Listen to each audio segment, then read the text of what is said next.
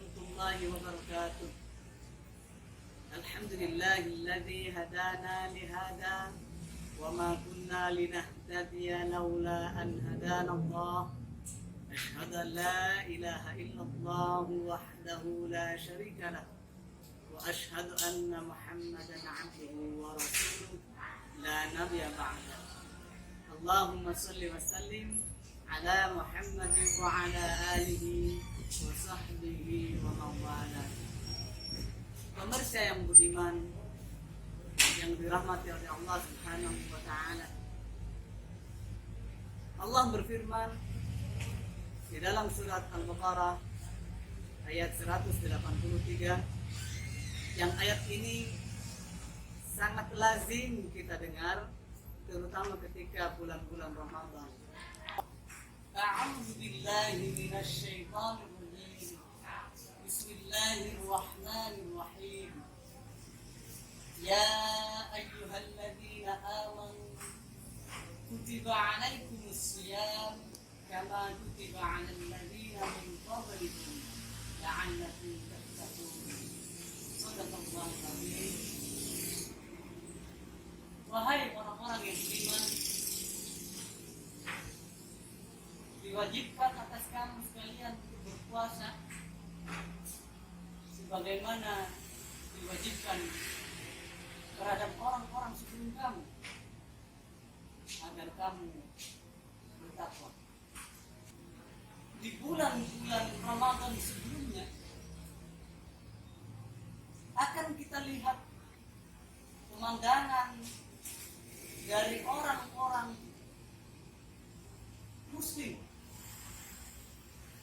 memenuhi tempat-tempat ibadah, masjid, mushola akan ramai sekali dengan saudara-saudara kita yang saling berlomba untuk meningkatkan ibadah kepada Allah Subhanahu wa taala.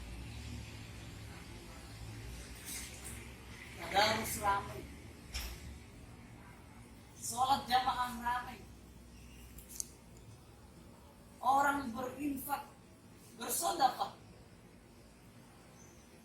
Sungguh pemandangan yang luar biasa ketika bulan Ramadan datang.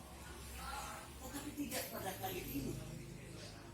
Ramadan tahun ini sungguh merupakan Ramadan yang berat. Rasanya kita rasakan. Betapa tidak, ketika Ramadan datang yang mestinya kita saling berlomba untuk memenuhi masjid, memenuhi tempat-tempat ibadah, saling bercengkrama dengan sesama, tapi ternyata justru kita dihimbau untuk senantiasa berdiam diri di rumah. Pemirsa, tetapi kalau kita berhati, bukan berarti kita tidak bisa melakukan apa-apa, bukan berarti kita tidak bisa lebih mendekatkan diri kepada Allah Subhanahu wa taala. Justru hikmahnya adalah ketika situasi seperti sekarang ini sedang terjadi wabah, maka disinilah kemudian iman dan ketakwaan kita kepada Allah Subhanahu wa taala diuji. Seberapa kedekatan kita kepada Allah Subhanahu wa taala? Apakah selama ini ketika bulan Ramadan datang kita saling berlomba untuk memenuhi tempat-tempat ibadah hanya sekedar kebiasaan saja, atau memang kebutuhan kita untuk senantiasa dekat kepada Allah Subhanahu wa taala? Para jamaah, para pemirsa yang beriman, yang dicintai Allah Subhanahu wa taala, itu disinilah keikhlasan kita untuk senantiasa berteguh di dalam iman kita kepada Allah Subhanahu wa taala. ikhwan kita kepada Allah Subhanahu wa taala. Dibuktikan dengan tidak sedikit pun mengendorkan ibadah kita di hadapan Allah Subhanahu wa taala. Cara-cara ibadah Ramadan di tengah wabah secara umum sama seperti cara ibadah seperti biasanya, kecuali beberapa hal saja yang perlu dibahas. Yang pertama terkait dengan sholat jamaah Jumat dan sholat taraweh dilakukan di rumah. Sudah banyak pembahasan terkait dengan persoalan ini, alhamdulillah, sehingga tidak perlu kiranya untuk dibahas lebih panjang lagi. Sholat taraweh di rumah tidak ada bedanya dengan tata cara sholat di masjid. Boleh dikerjakan setelah sholat isya, boleh juga diakhirkan hingga tengah malam atau akhir malam. Walaupun di rumah tetap dianjurkan berjamaah bersama anggota keluarga kita yang lain. Jumlah rakaat taraweh 8 rakaat dengan 3 rakaat witir.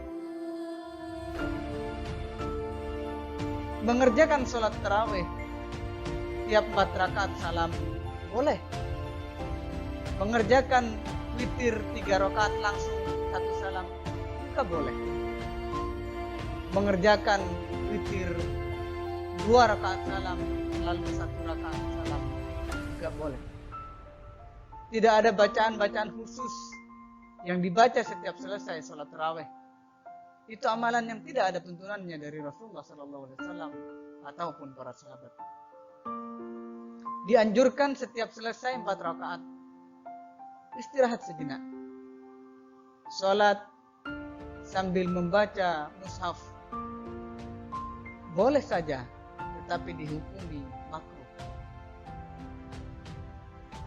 Anak kecil laki-laki boleh mengimami sholat fardu berjamaah ataupun sholat taraweh di rumah, walaupun yang menjadi makmum adalah orang tuanya. Adapun wanita, walaupun hafalannya banyak, tidak boleh menjadi imam bagi laki-laki. Tadarus Al-Quran, belajar Al-Quran tidak harus setelah taraweh. Justru sepanjang waktu, baik pagi, siang, sore, ataupun malam di bulan Ramadan dianjurkan untuk memperbanyak belajar Al-Quran. Dianjurkan untuk menghatamkan Al-Quran di bulan Ramadan minimal sekali. Membaca secara berantai, misalnya si A membaca ayat 1-20, si B membaca ayat 21-40, dan seterusnya. Ini dianggap belum menghatamkan Al-Quran.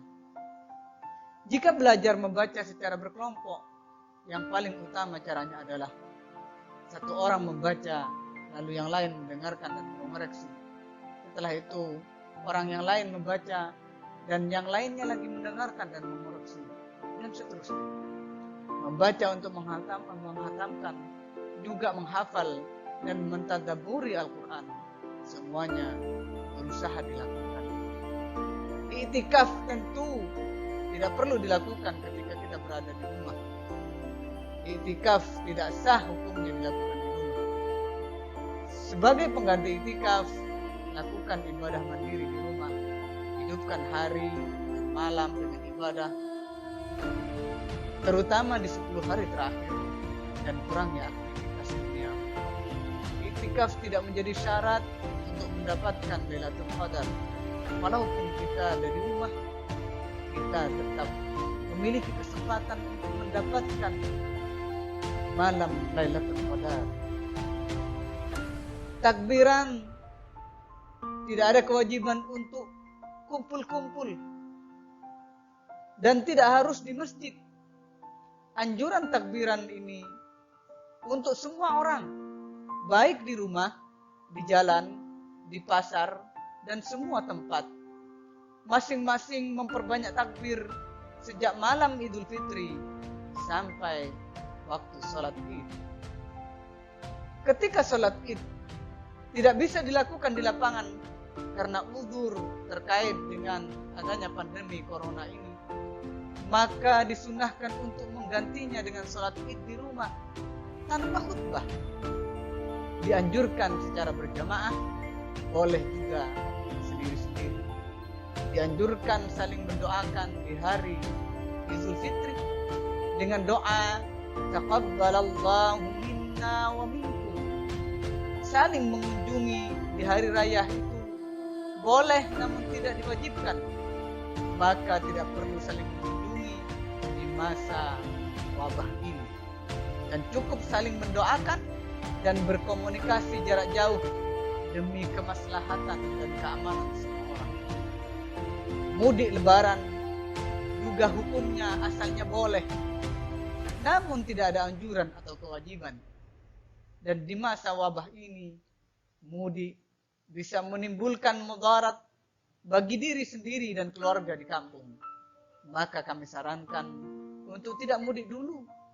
Berbakti kepada orang tua dan menjalin silaturahim bisa dilakukan dengan cara yang lain, seperti menelpon, video call, mengirim hadiah, mendoakan keluarga di kampung, mendakwahi keluarga.